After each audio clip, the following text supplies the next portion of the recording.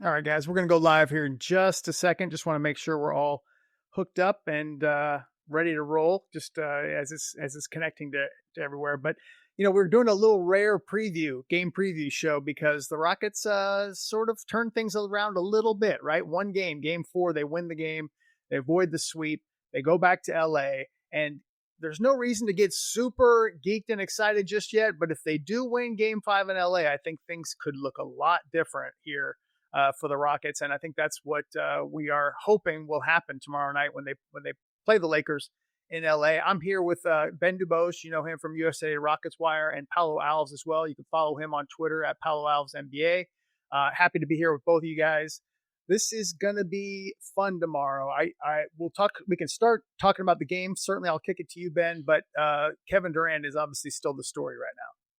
Yeah, I think he's more than likely going to be out based on what I've heard, although the Rockets didn't rule him out at their practice today. He was working off to the side on an anti-gravity treadmill. My guess is that's gamesmanship. I would be a little surprised if he even makes the trip to LA, Hmm. not because he doesn't want to support his teammates, but I think it's more that if he's rehabbing, there's no reason to put him through the plane travel, sleeping in hotel beds.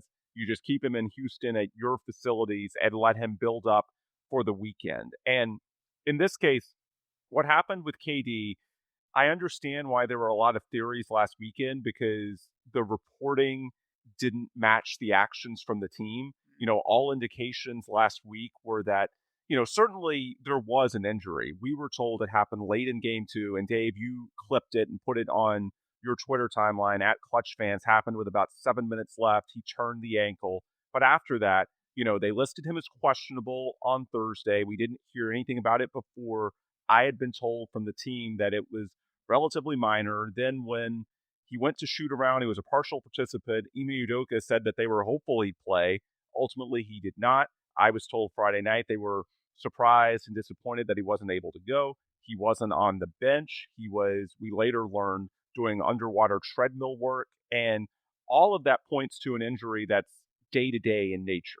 Like, there's a reason they viewed him as questionable. And generally, players who are listed as questionable go in the playoffs, especially if their team is down 2 games to nothing and in a lot of trouble. So when he didn't go, despite all indications being that this is a relatively minor injury, that's when people start wondering, is there more to the story?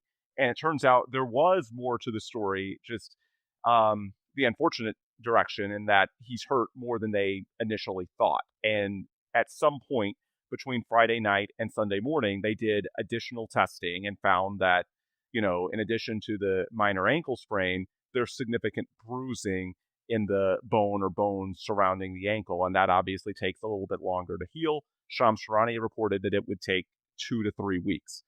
If it were the regular season, probably a bit expedited in the playoffs. So not ideal news, but Yeah. that does sort of explain what happened last week in that the Rockets did internally, and Kevin himself view this as a minor injury. It's just, they didn't do the full suite of testing, and you can question if they should have, but honestly, even if they had, I don't think it necessarily would have changed the treatment plan all that much because the underwater treadmill, it's not like he's putting weight on it. So I don't think even if they had known this, that it really changes all that much in terms of the timetable and whether he can return this series. But I just think right now, that 2 to 3 week timeline, Wednesday's game 5 is 8 days since the injury, which happened last Tuesday. So I don't know if you can bump 2 to 3 weeks to barely more than 1 week. However, game 6 is Friday, game 7 is Sunday. That's 10, 12 days, a week and a half, close to 2 weeks since the injury. That might be, with the added playoff stakes, more reasonable. So even though the Rockets, as of right now, have not issued an official injury report just yet, my expectation is that game 5 isn't realistic because he wasn't doing on-court work today. Ime Udoka said he probably needs to before they let him play. My guess is he doesn't make the trip at all. But if the Rockets can get this thing back to Houston, I do think a Kevin Durant return is reasonable. And so with that, I'll kick it to you, Paolo. When we were previewing this series on the Rockets launch pod, not last week's episode, but 2 weeks before, back when all the vibes were positive, and you asked me, what the realistic worst case scenarios would be. and you threw out, what if the Rockets blew a 3-0 lead? The first team in NBA history to do so. What happens if somehow the Rockets are the first team to come back from a 3-0 deficit and they largely do it without Kevin Durant? I know this is still an underwhelming Laker team that, Jabari Smith Jr. said at practice today the Rockets are better than, or at least they feel that way. But how cool would it be to, somehow be the one team that gets it done? Well, just because losing from 3-0 4-3 would be the worst case scenario does not necessarily mean that the opposite would be the best case scenario, from someone who analyzes from before the game started.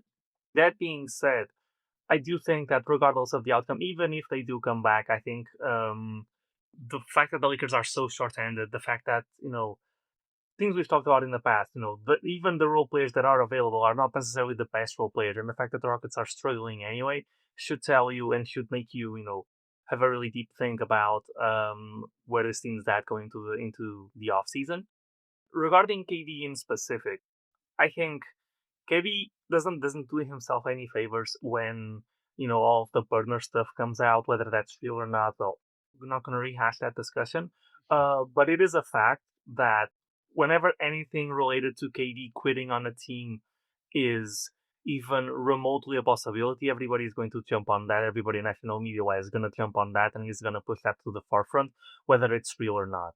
I think that the fact that he was back on the bench for last game, and it didn't seem like the vibes were any awkward, makes me think that it's just injury stuff, which is a whole another kind of worms. You put it out, I think, very clearly what the timeline might look like. It's still, even if this was what it was going to be anyway, and it wasn't any mishandling of the injury, which is not what I think it is.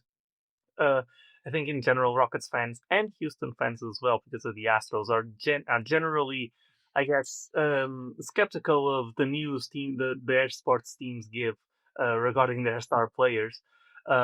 So moving forward, I think that's a storyline, but not wanting to be a hot take artist. I think going forward in this series, I don't think KD playing or not is as important as a lot of people are making it out to be.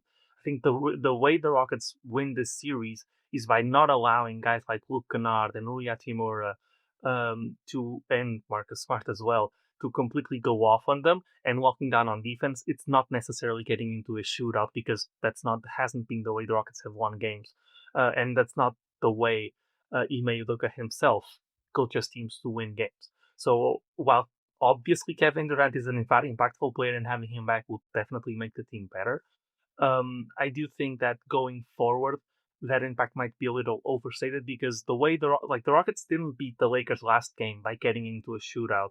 The Rockets beat the Lakers last game by generating a bunch of turnovers and taking care of the ball and having a huge margin there, and obviously shooting the ball a little bit better.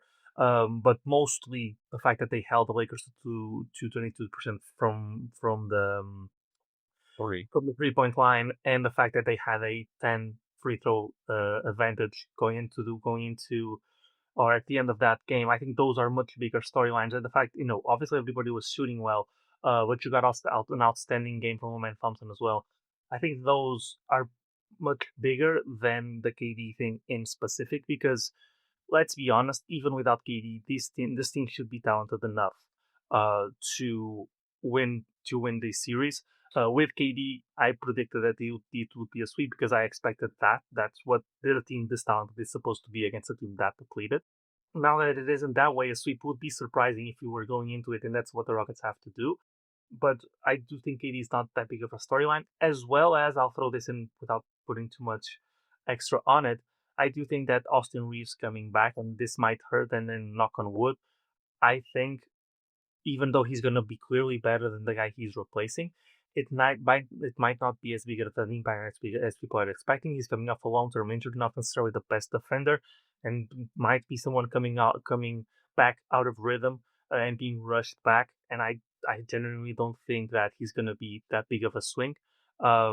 So yeah, going into next game, it's mostly about the Rockets sticking to their identity rather than playing up to a blowout, a shootout type win. Yeah. Yeah. Well, oh, go ahead, man. No, Dave, I want to kick it to you, but I wanted to remind our listeners of the series preview pod that we did with Vanessa Richardson. Dave, you remember when you accidentally picked Lakers in 5? Yes, I do. And you may end Are up you sure it was accidental? No, go ahead. You saw it the whole way. Yeah. No, what I will say at this point, first off, I'm looking at least game 5 individually as house money.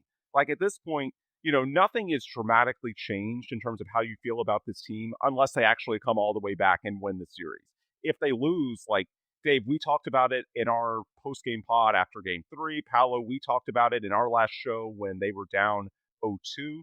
Like all of that still applies. Yet at this point, it's like, look, they have a rare opportunity to be the first team in NBA history to come back from 0-3. It's probably not going to happen. We all know that. But at the same time, the worst case scenarios, we've largely already been there because they entered this series as a big favorite. They lost the first 3 games. So we've already been through that analysis. And if we have to pick that up in a few days, we certainly will when we're talking about the offseason. But for now, it's, even if unlikely, it's an opportunity to start anew. And so I'm looking at it almost as found money. Hey, they stayed alive. They've got one more game. It doesn't feel like a typical gentleman's sweep where, the team with one win is just sort of along for the ride. No, Jabari Smith Jr. said it at practice today. They feel like they are the better team. And so there is a certain confidence that comes with that. And, the sense of optimism that I have, and Dave, I'm curious your thoughts on this perspective. I think the Lakers had a little bit of a break in that before this series started, they got a full week without their injured guys. Obviously, Austin Reeves, who may come back, but most notably Luka Doncic. The last 3 games of the regular season, they won by about 20 points per game, and that worried me. Like, they were getting into a rhythm. Even against tanking teams, it's not easy. I remember us watching because we were hoping the Lakers would lose one of those games to, give a little bit of buffer for the 4 seed, and they didn't. I think what's been difficult for the Rockets in this series, we didn't know it going in, but they basically haven't had Kevin Durant, and they had Kevin Durant pretty much the entire regular season. The only games he missed were 2 right around Thanksgiving, and then the final game of the year, which meant absolutely nothing, in which pretty much everyone of any significance sat out. So the Rockets, in contrast to the Lakers, did not have 3 or 4 games before the regular season ended to sort of find their hierarchy without the star. So whereas the Lakers got a head start on how do they run their offense, how do they run their defense, how do things work without Luka, the Rockets without KD sort of had to learn this on the fly, especially because game 1 and game 3, KD was questionable. They didn't even know he would be out. So even, in the process leading up to those games, they were still sort of hopeful that he'd be out there. I think what we've seen is that as game 3 moved along, and especially game 4, it feels like those other young guys, Şengün, Amin, Tari Eason, Reed Shepherd, they're getting more confident in how they execute when KD isn't on the floor. And it may have taken them some time because he was out there most of the year. I do think now they're at a point similar to where the Lakers were going into the series. They're a little more used to it. And so that might give the Rockets a chance in game 5 in a way that, if the same rosters were playing that game 1 week ago, I'm not sure if it would have played out very positively. I'm curious if you see that yourself. Yeah, I'm kind of glad you said that because obviously, KD's amazing. They are not a better team without KD or anything of that nature. But right. it is interesting how you go back to some of the earlier game, when I think Şengün was out, the first of the 2 Laker games, a month or so ago. And the Rockets, could not take care of the ball, specifically KD, because he was getting doubled and blitzed and constantly pressured and harassed. And the Rockets run a lot of offense through KD. He runs a lot of that. I'm not saying that the Lakers won't adjust. I'm sure they will. But so much of their defensive game plan was really about making it incredibly difficult on KD, which made it a little bit harder. And when, as you said, you take KD out and some of these guys are stepping up to fill the void. I'm looking specifically really at Amin. I think Amin has been great in that regard. Şengün, game 3 was really good. So it's, I think that there's some reason here for optimism. And the other thing is the Lakers just had insane outlier shooting in the first really 3 games, but the first 2 especially, it was just nuts. I couldn't believe what we were watching. Like, this team is going ballistic from 3-point range. Now they could do it again. As you said, Paolo, Reeves coming back, that is definitely a huge offensive boost for them. Maybe it hurts their defense a little bit, but I'm keeping an eye on that for sure because I feel like that the Rockets, if they can keep that down a little bit, I'm not expecting the Rockets to force 20 plus turnovers again, But Tari Eason has played really good defense, in my opinion. I think he's been probably the underrated player of the two home games as far as the kind of defensive pressure that he applied. And amends is amends. So the Terror Twins are kind of back in effect. We haven't really seen a whole lot of that this year. When last year we saw quite a bit of it. I'm just hoping that the defense remains consistent. If it is, I think everything else will fall into place. Şengün and Shepherd, you're going to have some defensive issues when they're out there. They can't afford in Game 5 to have off game. Reed really off first 3 games, has a solid shooting night in Game 4. Rockets win. So that's mainly what I'm looking at. If those guys show up at just a decent clip, I think they win. I think that they have a good chance of winning. I'll say that. And I think a low-key important variable, we saw Aaron Holiday make some shots in Game 4 after the first 3 games. Not only did he make 0 shots, he was struggling to even stay afoot. He kept slipping and falling down. He was absolutely dreadful. And that's so important because if Reed can't play, if Reed looks a little too green at times, well, if Aaron Holiday, and we also learned he's been dealing with an adductor injury, if he can't play either, then what's Ime Udoka going to do? Like, you only have so many pieces. I guess you can try J.D. Davison, but, playing that card in an elimination game feels like you're asking for a whole heck of a lot. Yeah. So I think Aaron Holiday potentially is a variable that could give the Rockets an alternative if on the road it looks like Reed is struggling defensively. And Paulo, I'm just curious your thoughts. As someone that's been a Şengün skeptic, at least defensively, for a lot of this year, I mentioned adjusting to life without KD offensively and guys getting into more of a rhythm, having a more established hierarchy. I also think defensively, even Game 2, it felt like the Rockets were largely trying to break up the Şengün Shepherd minutes. Now they have no choice. Like, they've started this lineup of the young core, and so sink or swim, Şengün and Reed are going to be out there together. And I do think that, not saying they're all of a sudden going to be a good defensive unit with that grouping, but at the same time, if you have no choice but to play them, they should improve a little bit. And I think we saw that in Game 4, right? Yeah, I think we definitely did. Although, Lakers' top scorer, I believe, was still DeAndre Ayton. He still went off for 19, missed 3 shots the entire game. I think it's more about what you're doing on LeBron versus what you were doing on Ayton. Like you can afford to give up, Ayton cooking a little bit more if you're able to guard LeBron and hold LeBron to what he was held to.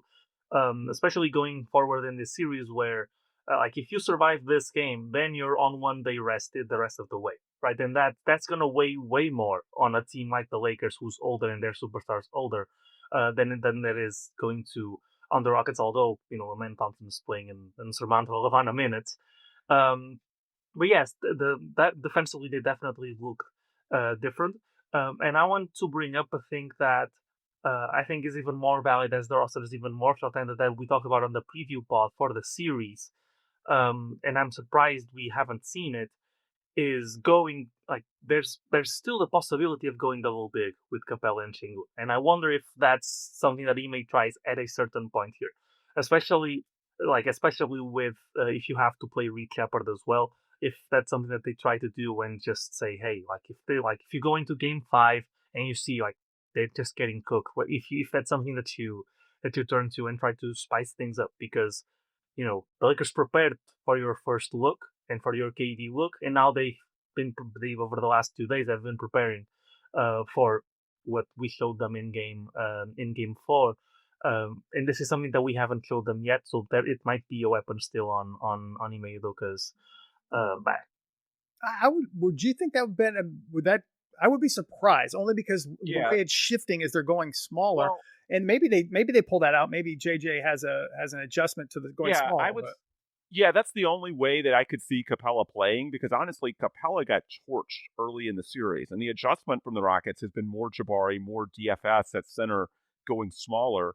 But if you do it as part of a double big, I don't think you'd see it very long, but that might be like a curveball you throw for, I don't know, 2-3 minutes in, say, a second quarter or even a fourth quarter, just to show them a different look and see if you can catch them off guard. Because I thought the Lakers really abused Clint early in the series. I don't think they tried the double big, but at the same time, we saw as last year's series moved along against the Warriors, and that's an underrated talking point, by the way. The fact that the Rockets, it wasn't 3-0, but it was 3-1. They've been here before. They fought back to push a Game 7.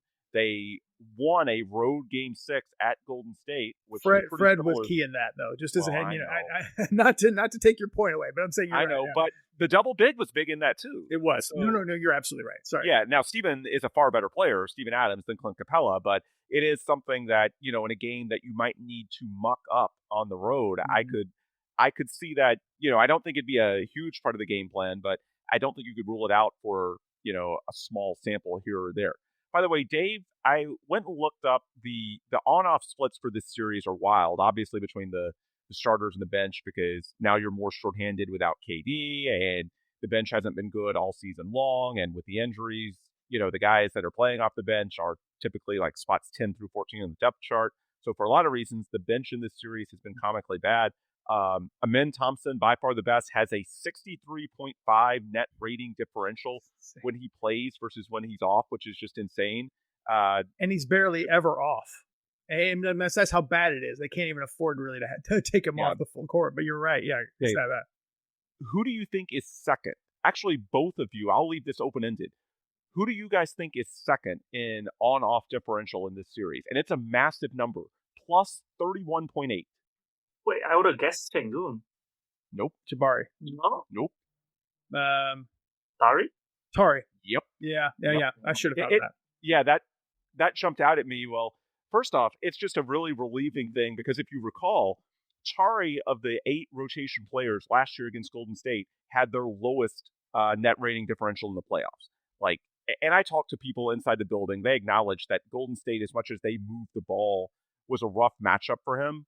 Well, conversely, this year, he's second best behind only Amen. So even though Tari's gotten, he's caught some flack this series because he hasn't always shot the ball that well, Dave, to your point, he's defended really well, and they are plus 31.8 in net rating when he's on the court versus off. So not saying all of a sudden he's going to get a 6 or a 9-figure contract again. Let's not get crazy. But at the same time, it is a positive sign, right? That going into RFA, he's a key player in the playoffs. 100%. And I'll let you speak to Paulo, but to me, Tari, look, he had a regressed year. He regressed this year. He had a stretch where it was just so insanely ugly after an amazing stretch to start the year where he couldn't miss from 3-point range. I feel for him, right? I hope he doesn't take the qualifying offer and that this is another hanging over his head type situation. I hope he gets some security and that he can put this behind him. But this is at least as far as the way he plays his chaotic style, has been a defensive monster and always a plus-minus guy in the past, that is. It's nice to see him playing like this. I hope this ends up being a good thing for him long-term. But to be able to put him on LeBron, so now with Reeves back, you can probably throw a man on Reeves. It's just a luxury to have those kind of guys. When you're facing the big guns, the SGAs, you need those guys. The Dylan Brooks that you had before, you thought DFS was going to be that. And so, I didn't mean to get off on tangent there, but Tari it's nice to see him playing like I know he's capable of playing. And maybe this ends up giving the Rockets a discount somehow, or we'll see. Hopefully some team doesn't offer him a full bag that puts the Rockets in a tough spot and they just have to lose him. But it'll be an interesting situation this offseason. Yeah, definitely. I want to touch on Tari as well. Throughout the season, right, to me, it felt like he was shooting a lot better, but that was masking, a lot of issues that with his play. I thought his defense fell off a cliff during the regular season. I thought his decision making. To me, it was mostly mental. To me, it was, they told me that I wasn't worth that much money. I'm going to show them I'm worth that much money. And it turned into a classic role player type guy trying to do too much at a lot of points in the season. And that was masked efficiency wise by his insane 3-point shooting. But when you look at 2-point percentage throughout the season, and Tari wasn't necessarily a great 2-point percentage guy before because of a lot of the tip tries on offensive rebounds and even turnovers and in decision making offensively, it felt like he was trying to do too much. And getting him reeled back in mentally has been a huge part of it, as well as he's been one of the most efficient guys, even in this playoff series and defensively, as they've talked about. Going forward, I'm also afraid that this might be also a showcase for Tari because the Lakers are one of the teams that can pay him a bunch of money going to next offseason, especially if LeBron leaves, which is it's looking like he will. So wondering about that. Hope he has no regrets because Tari no rancor. I mean, um, because Tari has been one of my favorite players since the beginning of the rebuild. I always thought like this is one of the highest impact guys, and the analytics said the same thing. Like this is the exact type of guy that you need on a team when it's contending. Throwback to Shane Battier or PJ Tucker. That type of guy that you always need, even more so than Jabari because of his on-ball defense. So if the Rockets are going to come back in the series and moving forward, it's always much better to have that guy in than to have to go spend a couple of first round picks to bring that guy in if you don't have him. So it would be huge if hopefully that relationship still looks good and they can bring him back this offseason. Yeah. Ben, I don't know if you have more you want to add on the series. I know we want to talk a little bit about Rockets' future, not saying that the season's over, just what they kind of do from here, reasons for optimism, that kind of stuff. Yeah. Unless you have anything other thoughts, I just want to throw out there, talking about, I know everybody's upset with Ime Udoka. A lot of people upset with Rafael Stone, which, by the way, Rafael Stone finished 7th in Executive of the Year voting, which was, I just didn't expect that, right? Not that I thought he was, obviously the DFS signing kind of blew up. That was the one that really blew up in his face. But, trading for KD and probably the Jabari extension is probably why he was up there. But, some thoughts on those guys as we get into it and maybe a little bit on the future, regardless of how this series turns out. I think, if, for those who don't know, OKC swept the Suns. They are waiting in the wings for the Lakers or the Rockets, whoever wins. We're the season's not over, but I'm just curious what you think about a little bit of this offseason. Yeah. So a couple of quick things about the series, and then I'll move to Ime and Rafael.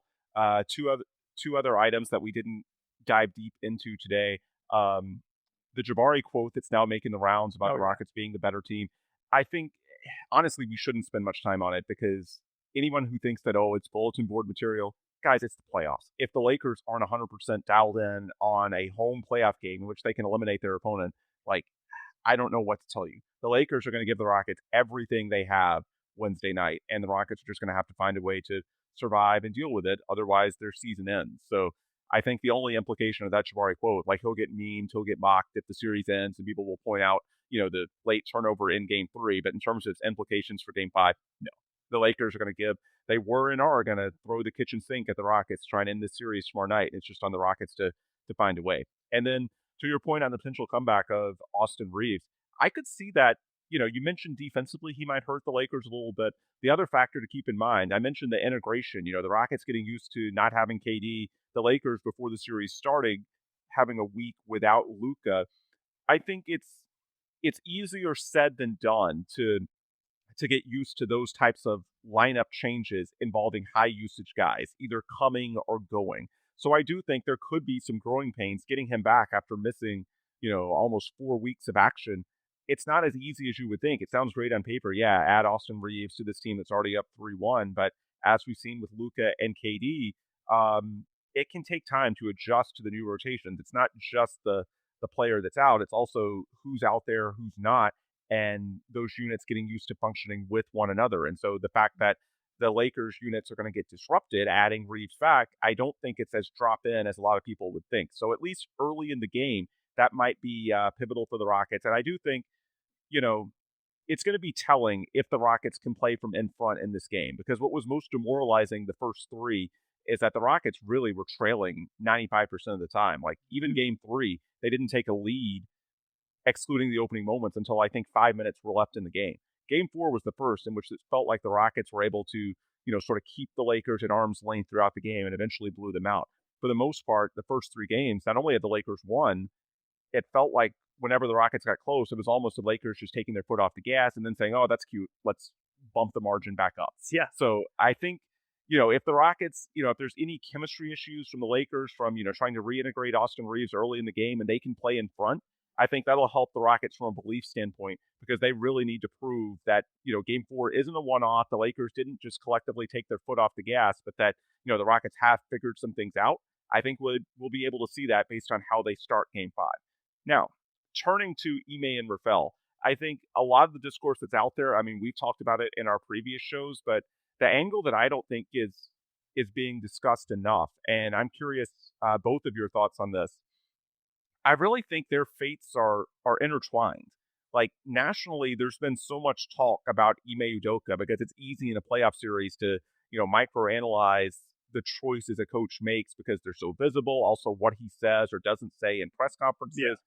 But I think what's being forgotten is that Rafael Stone went to Tillman Fertitta 10 months ago, last June, and got Ime Udoka an extension worth give or take about $50 million over, might be $60 million over 6 years, when Ime was not due for an extension. He still had 2 years left on his original deal. So Ime is now one of the highest paid coaches in basketball, and the Rockets also passed up interest from the New York Knicks, who clearly would have taken the contract off their hands, would have given draft compensation to the Rockets, similar to the Celtics Clippers deal for Doc Rivers back in the day. Rafael Stone went to Tillman Fertitta and said, "This is our guy." And so, flash forward to now, I would be very surprised if Rafael Stone, no matter what happens in Game 5, goes to Tillman Fertitta and says, "We need to make a change at head coach." Because, folks, Rafael Stone, he has a lot riding on Ime Udoka being a successful coach. Like, I think the good outweighs the bad, clearly, in Rafael Stone's GM tenure, but let's not act like it's so good that he could light $50 or $60 million on fire from Tillman Fertitta and still be okay. Like, Rafael Stone's first head coaching hire was Steven Silas. That objectively did not work out.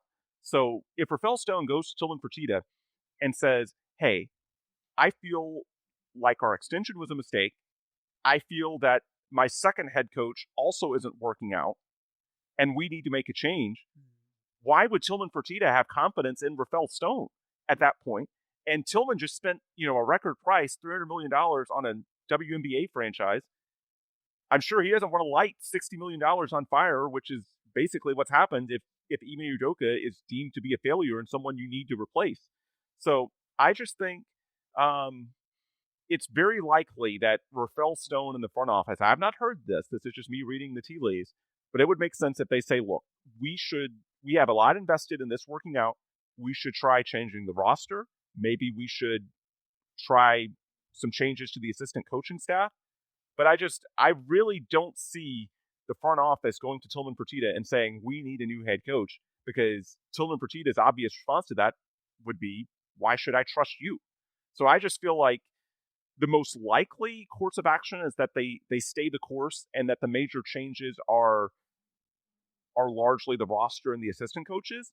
But if Tillman Fertitta wants to do more than that, I don't think it'd be just Ime Udoka. It might be the front office as well. Like, I think it might be a total reboot across the board. That's not my expectation, but I'm just saying I don't think it would be just Ime Udoka. The more I think about it, I think Ime alone being the scapegoat is unlikely. I'm curious your thoughts on that. Which is surprising because when Ime Udoka was a home run hire for the first 3 years of his tenure here, what people would tell you across the fan base was that that's a Tillman Fertitta choice. But now it's a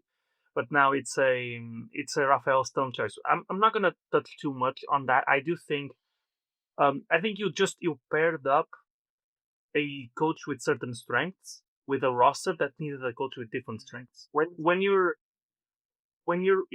asking a guy to make work a team with Amen Thompson at point guard, even though that's not what it was designed to be right this year, and a center that can't space the floor, so two non-spacers, you need someone insanely creative on offense because recent history, the last 10 years of the NBA have told us you can't run. In the playoffs, it's very hard to run someone or two players that can shoot at the same time. And so you have that huge issue to navigate around, but your coach is a defensive and culture setter type of guy. That just doesn't match.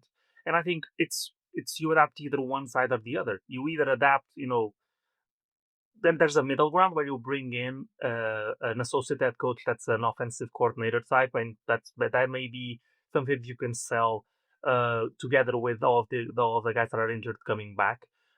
That might be a middle term, but other than that, it's you either get rid of the coaching staff and maybe by association the front office, and you keep the team as it is and you try a different approach to that coach, perhaps a more offensive-minded guy, or you change the roster and you keep the culture that you've had that has brought you, I think great things over the first 3 years, and what has been mostly an outlier year has turned out to be not so great. Especially because, and I want to focus on Rafael Stone because I'm a bit more passionate about that part of it.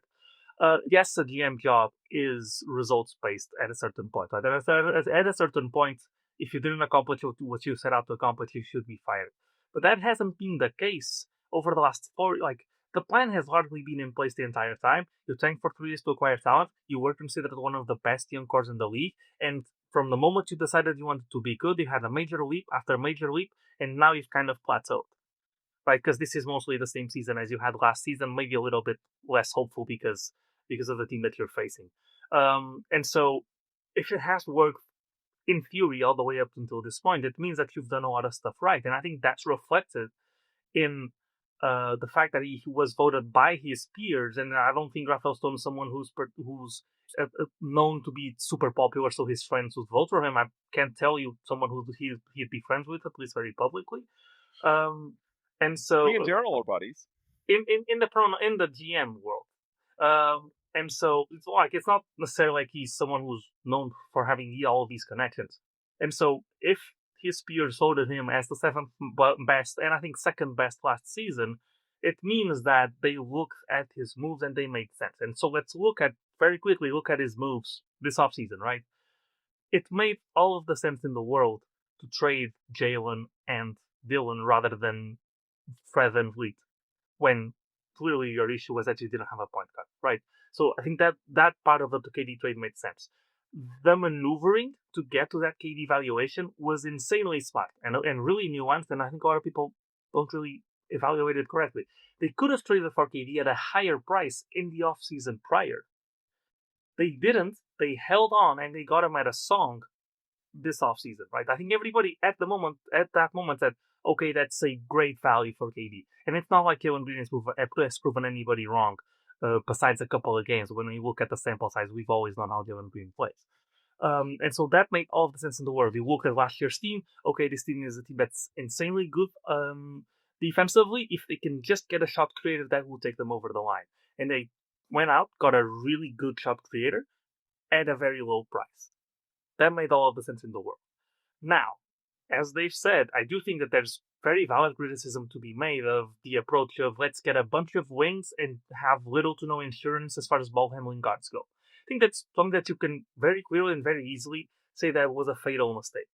It would also not have been as fatal of a mistake had Dorian Finney-Smith lived up to his contract, which is not a massive problem for the future because it's only 2 years guaranteed, so they can trade him this offseason as an expiring deal. They got that optionality, which, credit to Rafael Stone for being creative on that. Terrible choice, right? Should have gotten better point guard, should have gotten some insurance. But then again, at the moment that Fred VanVleet got hurt, nothing could be done about the DFS deal because that had already been signed. So if Dorian Finney-Smith pans out, if Fred VanVleet doesn't have a season-ending injury before the season even starts, if Steven Adams is still, doesn't have his injury, you could have played that bruising style of getting offensive rebounds and winning the margin of the possession battle by that much. Any of these little things working out likely means a completely different season. And I think the reason he was 7th on that ranking for Executive of the Year is because his peers recognized that all of his moves made sense at the time. It just turned out that every single one of them ended up backfiring by a very minute chance. Like, what are the odds that any player in a vacuum tears an ACL and has a season-ending injury like that? It happened to the Rockets 2 times. So Paulo, it sounds like you're saying it's not our year.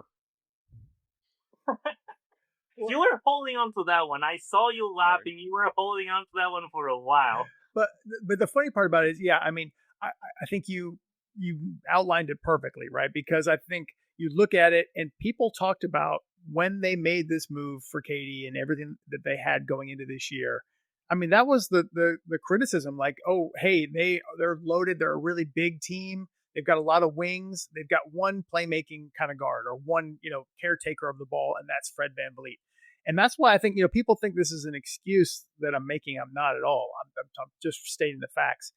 The Fred VanVleet injury was so massive because, like you just outlined, they didn't have a backup. They went and signed DFS, which capped them or limited their flexibility, which is actually what Rafael talked about before that is it our year, question thing. He said, we tried, we were kind of restricted by what we could do, but we tried to make some moves there. But that I think is, you could definitely criticize that in the team building aspect. I don't really criticize, and I know people don't like when I say this, I don't really criticize as much that he didn't make a move at the deadline, because I do feel like any move he would have made would have cost future assets. I don't think that they were making something for a couple of second round picks. Maybe Jose Alvarado. Maybe. I think that might be a fair assessment. But to me, I don't think that they were going to be able to do that. And I'm hoping that they'll be in a really good position next year. But as far as what happens to those guys, I think it's in Tillman's hands. Tillman would have to just look at this fan reaction in Toyota Center or on Twitter. Hopefully Tillman don't go on Twitter. But, he would have to look at that reaction and just say, this is too ugly. I can't, win back the fans. I don't think it's going to happen, because I think he's going to give that a chance with Fred there. Another offseason of changes, which I think are coming. We can talk about that too. And then you might see a more critical eye on Ime or Rafael next year if they continue to disappoint. I don't think that they're going to pull this out next year, given the injuries that they suffered. Yeah. Because just flat out, the fan base in general, just the common fan, they look at KD and Şengün as the most important players on the team. That's just how they look at it. The truth is, Fred and Adams are way up there. And I know people don't like to hear that, but it's true. And again, not an excuse for this team, but just as far as their impact, that was significant, and they lost those guys. So that's my thinking, is that they keep both of them. But again, you never know if Tillman just goes off and makes a change. That's true. My main 2 points would be, as I said a few minutes ago, I don't think you can decouple Rafael and Ime. I think they're more intertwined than the average fan or even media member would think, because the scenario where Rafael asked Tillman to make a move, I don't think that would be an easy sell by any means. And the other factor with Ime, I know we're very much in the moment right now in the playoffs, but we're less than a year removed, really just 7 months removed, for when people around the league viewed him as one of the best coaches that money could buy. Oh, yeah. Like, nobody before the season, when it was revealed that he was one of the highest paid coaches in the league, were saying, oh, that's an overpay, he's a bad coach. Nobody was saying these things until the last 6 months. And I'm not saying you throw that out. No, there are some alarming signs in there. But before you make a change of that magnitude, I would want to, and I think, Dave, you're probably in the same boat, because we've had some conversations offline about this. I would at least want to tweak some things with the roster to make it more conducive to Ime's skill set before making a move of that magnitude. Like, Ime Udoka, as recently as a few months ago, was viewed internally and around the NBA as one of the best coaches that you could hire. Before doing something that drastic, I would want to see, can you change the roster to bring in, more two-way players? Well, I guess you have that on the wing, but certainly in terms of the point guard position and also rim protection, I would like to see what Ime Udoka can do with a roster that's more optimized to that. You can potentially bring in an offensive coordinator type assistant, something comparable to what Mike D'Antoni had on the defensive side with Jeff Bezdelek. I just think Ime Udoka has shown enough the previous 2 years that I would be surprised if you want to do something that drastic before at least trying a couple other interim steps. It's not because of the money. I keep saying this. It's what the money represents. What the money represents is the belief that less than 1 calendar year ago, the Rockets and most people around the NBA had an Ime Udoka. I would just be nervous letting the guy go altogether without at least trying a couple other things first.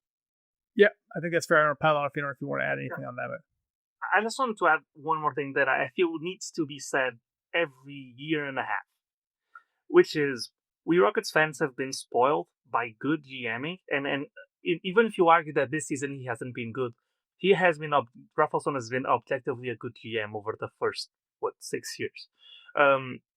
We in Houston, as far as the Rockets go, have been spoiled by good GMing for a really long time. Rafael Stone walked a really tight rope when he was here, and he was widespread believed to be one of the best GMs in basketball. Rafael Stone was second in Executive of the Year last season, and according to plan, the plan panned out perfectly with the 3 years and then the come up, right?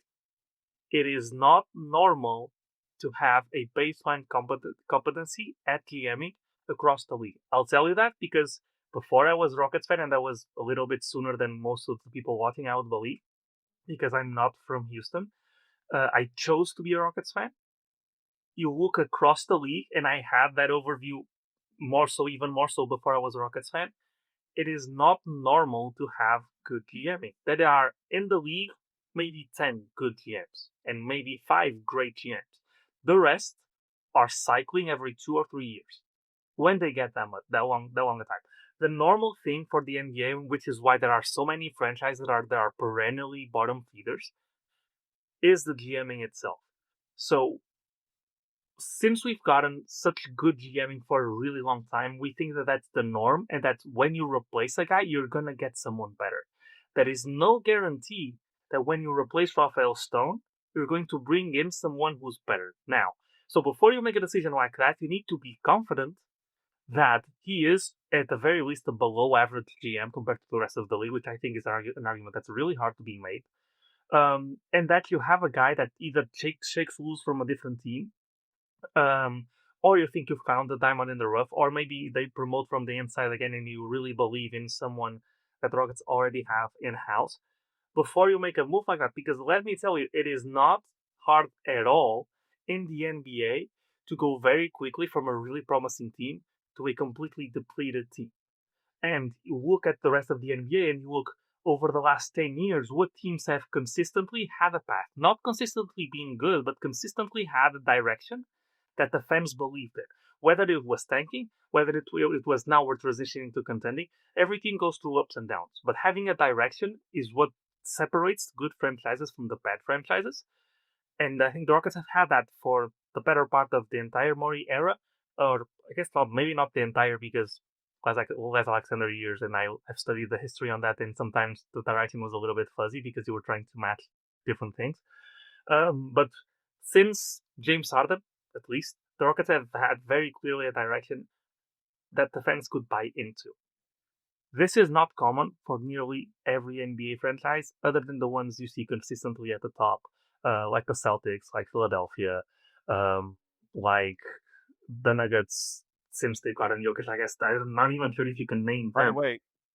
By the way, sorry to interject, but some breaking news I want to address that just leaked. Injury reports are out.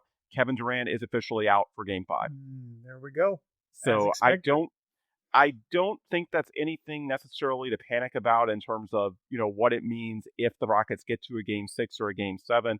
As mentioned off the top, I think it's a situation where there's no reason to put him through the air travel, the hotels, the logistics that accompany going from Houston to LA and back if he's probably not going to play anyway. It makes sense to keep him at team facilities, doing the workouts that he's been doing, the anti-gravity treadmill, the underwater treadmill, anything else that they can do at their state-of-the-art practice facility, and build him back up. I don't think it's certainly any scenario where he's trying to avoid being on the bench. I get why the questions were asked on Friday because he was in the building. In this case, no, it doesn't make sense for him to travel cross country. And it's only 8 days since the injury occurred last Tuesday. For an injury that would typically be 2 to 3 weeks, that's probably a bit too fast, even with the added stakes of the playoffs moving against elimination. This weekend, we're talking closer to a week and a half. By Game 7, close to 2 weeks. That could be realistic. So I think at this point, the only thing you can do, keep him in Houston, keep him working out here, let him get all the rest that he can, and then if you can win tomorrow, his return becomes realistic this weekend. So sorry for interrupting, Paulo. Just wanted to address because it did just come out. Yeah, Paulo, did you want to finish that? Yeah, go ahead. Yeah, no, I'll just close it off with 2 sentences. It's the grass is not always greener, and firing someone doesn't necessarily mean that you always bring someone better than you had before. And trust me, and go look around the past 10 seasons of every NBA franchise, it's a lot more common to have way worse GMing than Rafael Stone has been for the Rockets.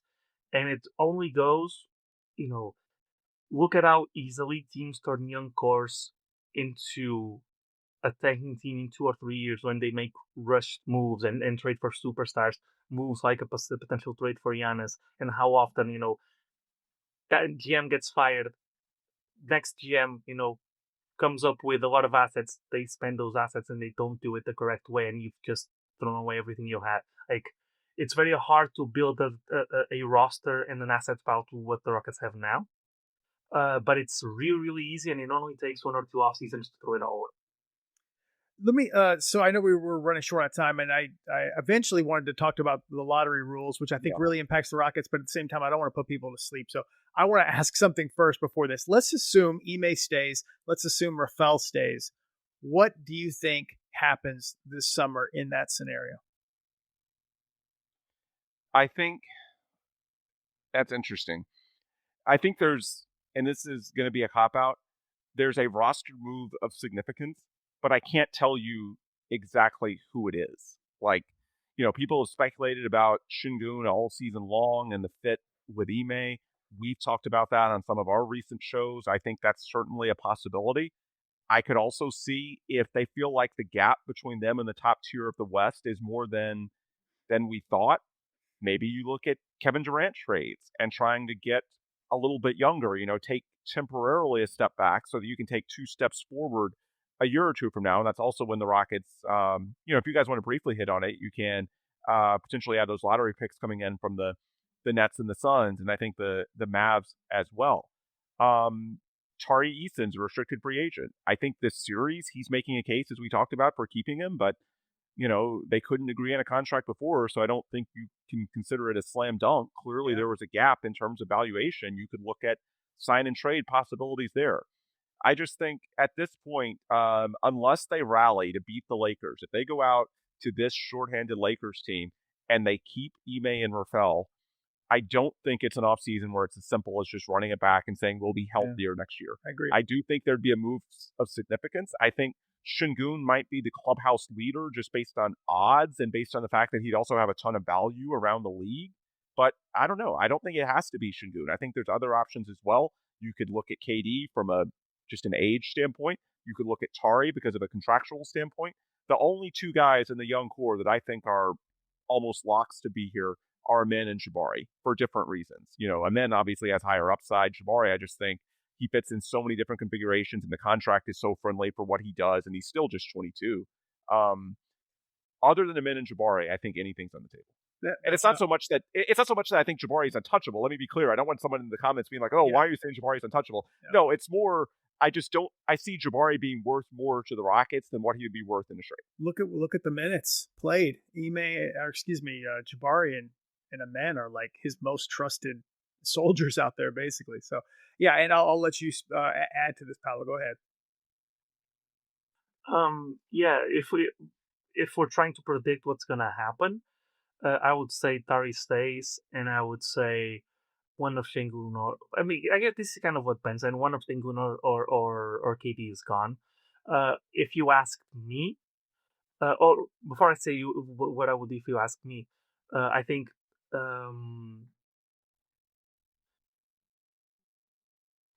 Sorry, No, you're fine. I can come back to you. So let me say this: like, I'm looking at this as, first of all, what's the goal with Kevin Durant? I mean, I'm assuming it's championship, right? I mean, that's what you acquire a guy who just was about to turn 37, is 37 now, will be 38 next year when he plays. You acquire a player like that, you're going for a championship. If they don't feel they can win a championship with this young core, with this team, I feel like you have to look at moving Durant. At least consider. Right. Because if you don't, or let me put it this way, they better get value out of it. Either championship contending attempts, like beyond the first round, certainly, or, trade him and get some of those assets back. I know people who say, hey, he's way better than Jalen Green, so it was worth it. I agree. He is way better than Jalen Green, but the window is so short. You traded for such a short window, and you also gave up the 10th pick of the draft. You gave up Dillon. There's an opportunity cost on the whole thing. So what's the goal? That's the first thing is, are you keeping Fred? Are you keeping Adams? keeping KD. I think that's the most likely path. I do think Şengün is the most likely to be traded, but who knows? Maybe they see how they're playing without KD and look at this in a completely different way. But the bottom line I feel for this, if they're going to give a vote of confidence in Ime Udoka, give Ime Udoka what he needs. Yes. He wants a switching lineup. That's how he succeeded in Boston. He took off on a tear in the middle of the season and took that team all the way to the finals. You can have a Şengün, you can have a Reed, but that doesn't necessarily mean that's your primary way of succeeding. What they want is a lineup that can switch, a center that can switch, a center that can shoot from range, or it doesn't necessarily have to be a center, but just a 5-man unit and lineup. Jabari's growing as a guy who can do some of that, but he's not great at it just yet. That's what he needs to succeed. So, I joke around about Colin Murray Boyles, and here he is thriving in the playoffs, and it's frustrating to watch that, but that's kind of what they need. They need versatile defensive players at every position, and ideally guys who can shoot as well. And so I think it's still a men's team as far as the front office is concerned. Where KD and Şengün fit, we will find out. So 2 minutes or less, each of you, and I'll let you weigh in on this because both of you are more into the draft than I am, at least the non-Rockets draft. New lottery rules released today, not finalized, but it sounds like there's serious momentum. I didn't like it. What do they mean for the 2027 picks the Rockets have coming in? The Phoenix, which will be a direct conveyance, and the Nets, which is a swap right, but is likely to exercise because the Rockets, barring something crazy, should be a much better team than the Nets next year. Do you want me to take this, Paolo, or you got it? Or we can both go at it, but I don't know if you have thoughts right away. I think we might agree. I think we might agree on what we're going to say, so you can go first, and I'll announce. Okay, yeah. I mean, I think it's just more magnified of what I expected. I expected it to boost Phoenix's pick. I expected it to hurt Brooklyn's pick. I thought it hurt Brooklyn's pick more than I expected. I thought it boosted Phoenix's pick more than I expected. This is a strange setup. I think it's going to blow up in their face. That's my initial reaction when I read it. The NBA, you mean? Yeah, in the NBA's face. And I think I want clarification. I've actually asked for clarification. I haven't gotten anything yet. But the first thing they say is you can't win back-to-back first number one picks. Well, if Brooklyn gets the number one pick this year, does that mean they are disqualified from getting it next year when Houston has the right to swap with them? That's the first question I have, because that would be terrible, right, to rule that out. And then the worst 3 teams in the league only get 2 ping pong balls each. And then the teams that are 4th through 10th get 3 ping pong balls each. And then the 9th and the 10th teams, the teams that are actually in the play-in, get 2 ping pong balls. So they get the same number of lottery odds as the worst 3 teams in the league. This is not good. It actually, I mean, maybe it helps what they're trying to do. I think it hurts the long-term competitiveness of being able for this team or for NBA teams to rebuild. And so I think as far as how it impacts the Rockets pick, the Brooklyn pick, which should be really good under the old rules, I mean, it could be 12th. They could be the worst team in the league. There's no incentive for them to try to win games down the stretch and move up to 4.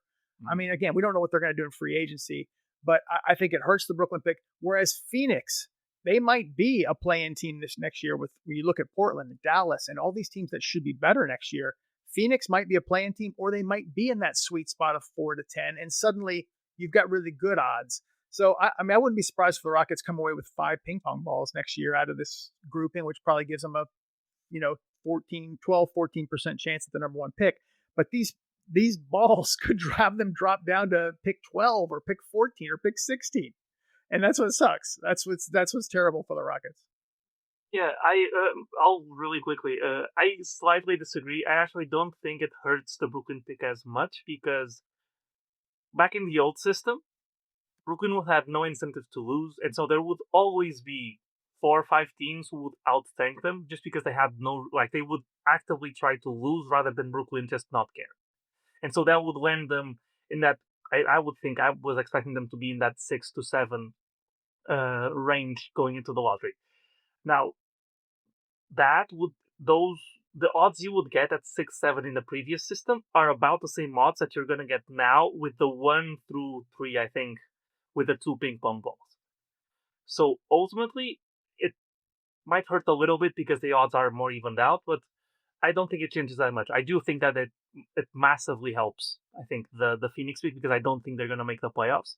I think they may slot into that 4 through 10 role, but especially for that right below the play-in, which is what I think is most likely that they'll finish at. Those picks never jump up. Besides Dallas, Rick, I'm not gonna talk about it. Besides that one, those picks never jump. And so now there's a realistic chance, at least as realistic as the worst teams in the league, that they'll jump. So I do think that it helps us. Whether it helps the league, I think it will make games more competitive. I think they did too much. I think one of these changes or two of these changes might have been enough. I think they went too far the other direction. I don't think it says dooming for brand franchises in small markets, because the old disadvantage of being a small market team and never getting to sign free agents isn't as big anymore, because there's no free agents anymore. There's only role players. Stars don't hit free agents anymore. So that disadvantage has gone away from it. And I do think that if this stays long term, it will be interesting what the new game theory is as far as how you rebuild a team. Because beforehand, it was pretty crystal clear. You tank for a few years, you reload on talent, you sell everything of value that you could possibly get to try to inflate value of what you have to sell it on, like the Thunder did, and then you have a contention window of 7 years, which is what I think the Thunder have and what the Rockets could have if they get it correctly with the assets they have. But yeah, that's mostly what I think about the new season. Can I add one thing real quick, Ben, too? I'm fired up about the lottery stuff because I've always been into the draft. So for you to, if you're a 7th or 8th seed, you win that game. You win the 7-8 game. You get if you win that game, you get, I think, nothing. If you lose that game, you get 1 ping pong ball. If you're the 9th or 10th seed, just outright starting, you get 2 ping pong balls. If you are out of that, you get 3. If you're not even you're the 11th seed, let's say. To double your lottery odds and then triple them, we might see some tanking there for teams that really don't have much of a chance, that are in that mid-range, because the mediocrity treadmill, which was always the worst place to be, is now incentivized and rewarded. So it's, this boosts the Chicagos, and in the past, the Indianas and stuff like that always just try to compete. It doesn't matter where they end up. They got a real big boost today. And the worst teams in the league, some of them that were not tanking, they just are terrible, are definitely punished. Yeah, and just for one last thing on what Dave is saying, there's another scenario that's very, very interesting that I don't know since we don't know the actual wording on the rule. The thing about you not being able to be top 5 for 3 years or have the first pick back to back, does that make it so in a scenario where, like this year or like next year, when 2027 is really weak, if 2028 is really strong, you already know it, and you've had a top 5 pick the past 2 years, can you forego? Like, can you say, hey, we don't want a top 5 pick now, and because we want to be able to have it next season? Like, it brings up a lot of crazy scenarios where, and as you were saying, if you are a team that's in the play-in or fighting for the play-in, it might actually be better to not make the play-in at all. Just the purpose of the play-in tournament. Like, the play-in tournament was a great initiative. I don't think teams are going to want to make it now because Or Paulo, if you are confident in your team and you maybe had one of those years like Golden State in the past or Clippers, and you're like, at 6, 7. I can't believe I said that. Sorry, but yeah. Someone flip that, please. Yeah, you drop down to 9 or 10. You now have incredible lottery odds, and you believe in your chance to win. You're going to host a game. If you're 9th, you're hosting a game in the play-in, and then you might upset that team that loses 7-8, and you're in there. Now, yes, you have to play the number 1 seed, but I'm just saying you have the best of both worlds. You're in the playoffs, and you have the same lottery odds as the worst 3 teams in the league. That's outrageous. That's crazy to me. Yeah. I know we covered pretty much everything. Rockets' future is going to be very interesting. I'm hoping we don't have to discuss it much more because I hope that they win tomorrow. I should add as well, Michael Shapiro of Cron.com will be with me tomorrow. It's a super late for Ben, so he will not be here tomorrow night. Hopefully Game 6, Ben, right? If there is a Game 6. Yep. Or we're going to do Thunder Lakers. If not, I'm just kidding. Sorry. If not, we'll do end of season press conference reaction. But hopefully, I'll be back Friday night for Game 6 post game. Yep, absolutely. Anything you guys want to say before we close up? Appreciate everybody who tuned in and listened to us today. No, I'm good. Awesome. Thanks, everybody. We will be back tomorrow for live post game. It'll be late. Come join us, but hopefully we'll be celebrating, and the Rockets will trim this thing down to 3-2 and take it home. Going to be tough, though. This is the really, really tough game. If they can get it, I think the pressure is on the Lakers to have to come into Houston, win a road game, and no team wants to have been up 3-0 and be in a Game 7 situation. So this will be fun tomorrow night. Appreciate all of you. Have a great rest of your week, and we will see you tomorrow.